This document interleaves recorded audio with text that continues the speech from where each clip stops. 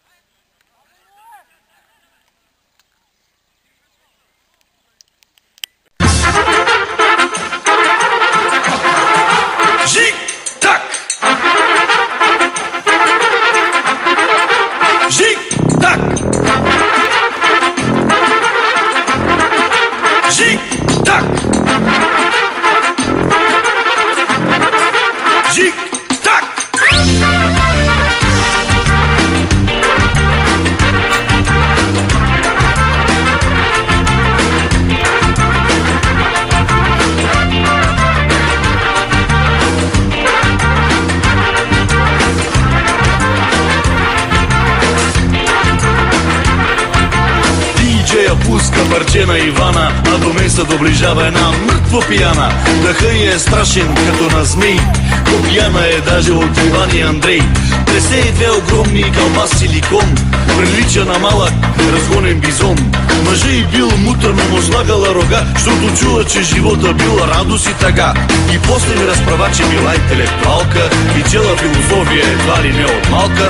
Говори ми нещо за Сократ и за Сенека, а маки от тех лечи на чушкопека. Как им не омръзна едни и същи свалки, офертата са не променя свирки за парцалки. Паси тъпите кифи, паси тъпия сюжет, с тия думи слагам края на тоя куплет. Аре бе го тука.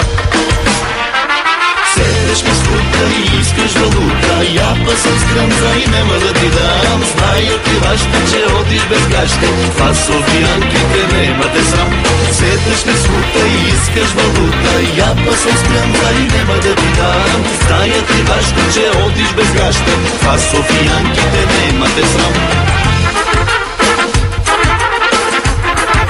Жик-так!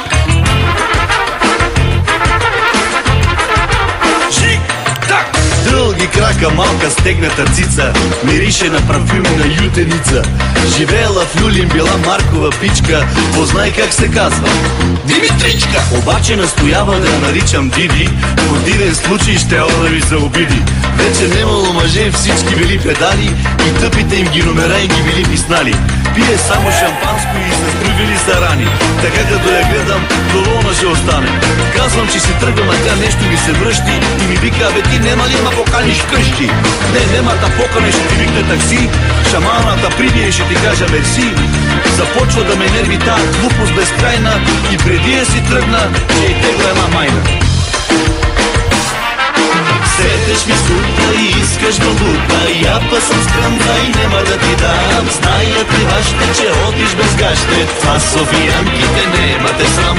Седеш ми скута и искаш валута, япа съм с кръмза и нема да ти дам. Зная ти вашите, че одиш без гащи, това софиянките нема